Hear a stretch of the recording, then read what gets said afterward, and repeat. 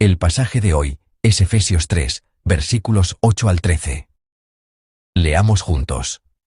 A mí, que soy menos que el más pequeño de todos los santos, me fue dada esta gracia de anunciar entre los gentiles el evangelio de las inescrutables riquezas de Cristo, y de aclarar a todos cuál sea la dispensación del misterio escondido desde los siglos en Dios, que creó todas las cosas, para que la multiforme sabiduría de Dios sea ahora dada a conocer por medio de la Iglesia a los principados y potestades, en los lugares celestiales, conforme al propósito eterno que hizo en Cristo Jesús nuestro Señor, en quien tenemos seguridad y acceso con confianza, por medio de la fe en Él.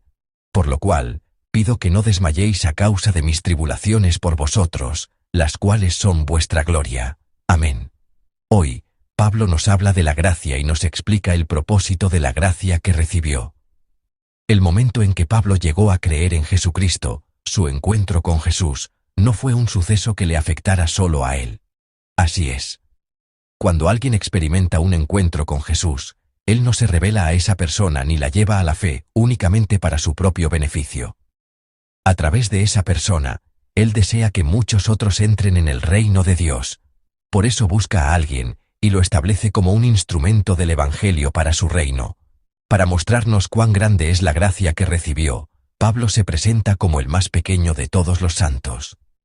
Él, que se consideraba a sí mismo insignificante y que de hecho había perseguido a la Iglesia, nos relata cómo se encontró con Jesucristo y la inmensa gracia que recibió, reiterando la magnitud del favor que Dios le había mostrado.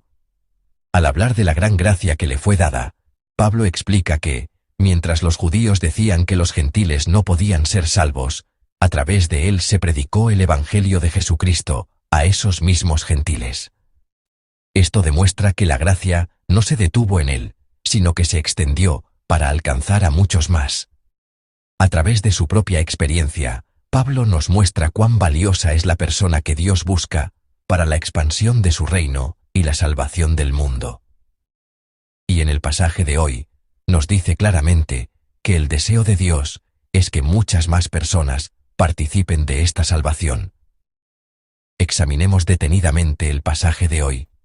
El versículo 8 dice: de anunciar entre los gentiles el evangelio de las inescrutables riquezas de Cristo, dejando claro hacia dónde se dirige la gracia que recibió. Y el versículo 9 continúa: y de aclarar a todos cuál sea la dispensación del misterio escondido desde los siglos en Dios, que creó todas las cosas. Con esto, Pablo explica que la gran gracia que recibió no fue algo que Dios improvisara, sino que se cumplió dentro del maravilloso plan que Dios había diseñado desde el principio de los tiempos. Aquí se habla de la dispensación del misterio. Se dice que los caracteres chinos para dispensación evocan la imagen de la urdimbre y la trama de un tejido.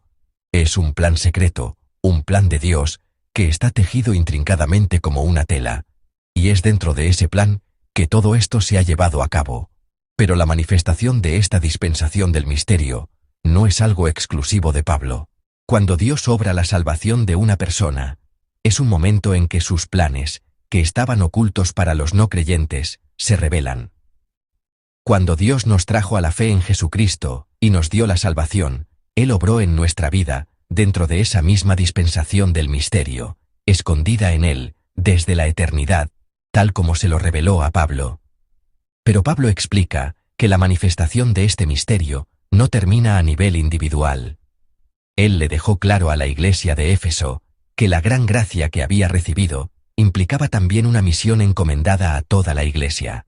El versículo 10 nos dice: para que la multiforme sabiduría de Dios sea ahora dada a conocer por medio de la iglesia a los principados y potestades en los lugares celestiales.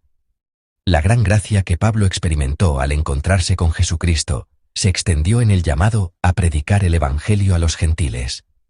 Pero esa gracia ya no era solo para Pablo. El Evangelio fue predicado a incontables personas en la iglesia de Éfeso. Esto significa que, así como Pablo fue usado como un instrumento para la expansión del reino de Dios, ahora cada creyente en la iglesia debe serlo también, participando en la predicación de Jesucristo. Por lo tanto, Pablo les hace entender claramente a los miembros de la iglesia de Éfeso que leen esta carta. Ahora nos toca a nosotros ser instrumentos para el reino de Dios y para la propagación del Evangelio de Jesucristo. Y en el versículo 11 dice: conforme al propósito eterno que hizo en Cristo Jesús nuestro Señor, mostrando a los miembros de la Iglesia que esto también está dentro del plan de Dios. Sin embargo, aunque todos en la Iglesia sabemos que el Evangelio debe ser predicado y que esa misión debe cumplirse, a veces enfrentamos sufrimiento y dolor. Y aunque Dios siempre está con quienes predican el Evangelio, Él no siempre los libra de las dificultades y las pruebas. Desde la cárcel, pues sabemos que la carta a los Efesios fue escrita en prisión, Pablo anima y consuela a los creyentes de Éfeso, diciéndoles en el versículo 12: en quien tenemos seguridad y acceso con confianza, por medio de la fe en Él. Y en el versículo 13, añade: por lo cual pido que no desmayéis a causa de mis tribulaciones por vosotros, las cuales son vuestra gloria. Porque mientras predicamos el Evangelio y hacemos la obra de Dios, a veces sufrimos, padecemos tribulaciones y enfrentamos dificultades. ¿Por qué a veces surgen disputas incluso entre quienes servimos juntos? ¿O por qué ocurren malentendidos? En primer lugar, aunque a Dios le agrada enormemente que prediquemos el Evangelio, hay alguien a quien no le agrada en absoluto: Satanás. Sus huestes malignas no se alegran cuando la gente es salva, y nunca se alegran cuando predicamos el Evangelio. Por eso, intenta por todos los medios obstaculizar la predicación del Evangelio, hacernos caer e impedir la expansión del reino de Dios.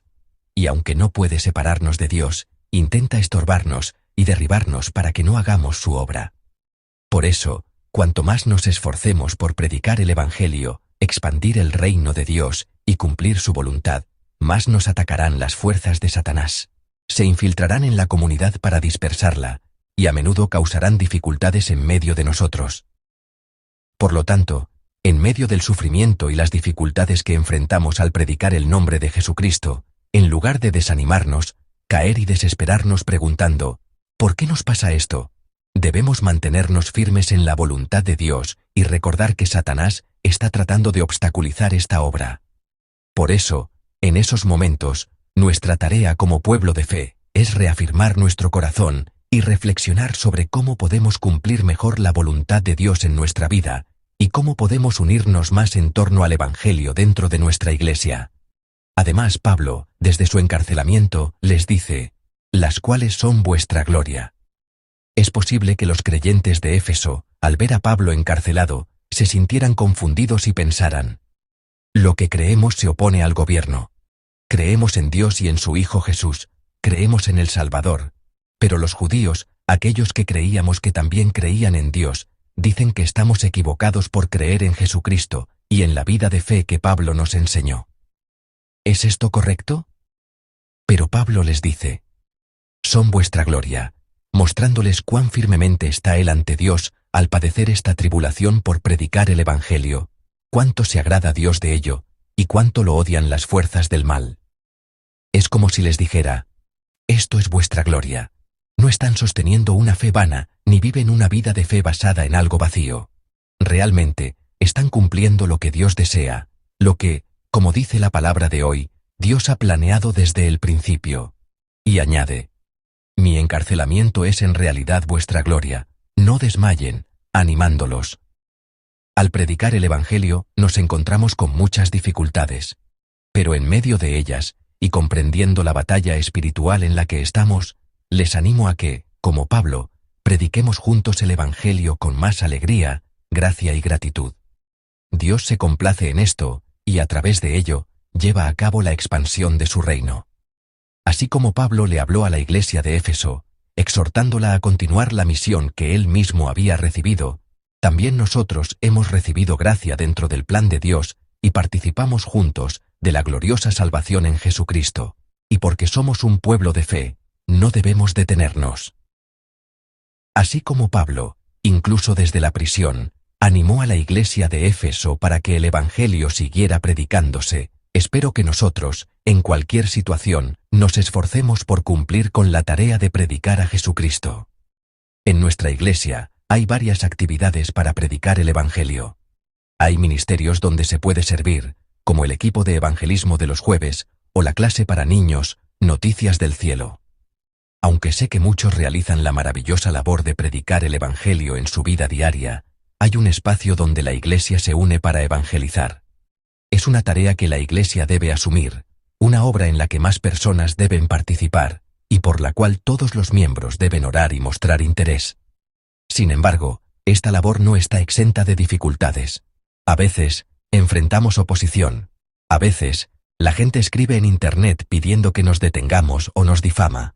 A veces, en el mismo lugar donde predicamos, nos arrojan los folletos que repartimos. Aunque predicamos el Evangelio con alegría y gratitud, no siempre es fácil. A veces somos humillados, y como dice la palabra hoy, hay situaciones que nos desaniman. Hay momentos en la evangelización en los que experimentamos verdaderas tribulaciones. Sin embargo, la razón por la que no abandonamos ese lugar en la calle donde predicamos a Jesús es que la gracia de Dios es inmensamente grande. Pablo no podía dejar de predicar y expandir el reino de Dios, porque la gracia que recibió era demasiado grande.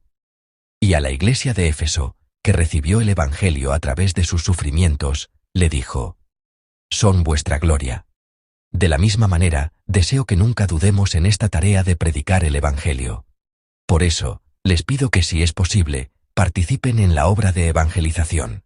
Si no pueden estar presentes, oren por ella. Si hay alguna forma en que puedan ayudar, los animo a que lo hagan. El Evangelio de Dios debe ser predicado. La gracia de Dios debe ser compartida. Si la gracia de Dios permanece solo en mí, termina conmigo. Pero cuando Dios nos dio el Evangelio y nos salvó por su gracia, nunca fue con la intención de que se detuviera en nosotros. Un solo fuego es solo eso, un fuego. Pero si la llama de una vela enciende a otra, y esa a otra, el fuego crece y se expande. Si el fuego del Espíritu Santo que arde en mí, el fuego de la gracia de Jesucristo, se queda solo en mí, se extinguirá cuando mi vida termine.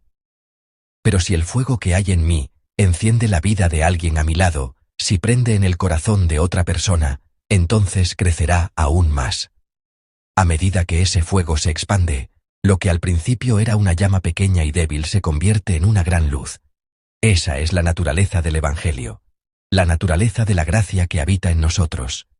Pido a Dios que, al compartir la gracia que han recibido, manifiesten su gloria y participen en la obra bendita que Él nos ha encomendado. Deseo que cada uno de los que están hoy aquí asuma esta tarea. En lugar de hablar con fervor de las cosas de este mundo, espero que seamos un pueblo que predique con toda sinceridad y pasión a Jesucristo, a quien amamos, y la gracia de Dios que nos salvó. Incluso desde la cárcel, Pablo hizo todo lo posible por dar testimonio del Evangelio. Escribió para fortalecer la fe de la iglesia en Éfeso, y los animó a participar en la expansión del reino de Dios.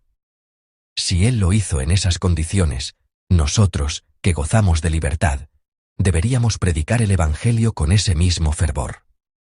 Oremos para que nuestros esfuerzos de evangelización den mucho fruto y para que podamos participar en ellos. En particular, nuestro pastor emérito está predicando el Evangelio con todas sus fuerzas en el equipo de evangelismo, Umoja. Oremos por ese ministerio y, deseando que se cosechen frutos maravillosos allí, animo a todos nuestros amados miembros a que lo apoyemos juntos.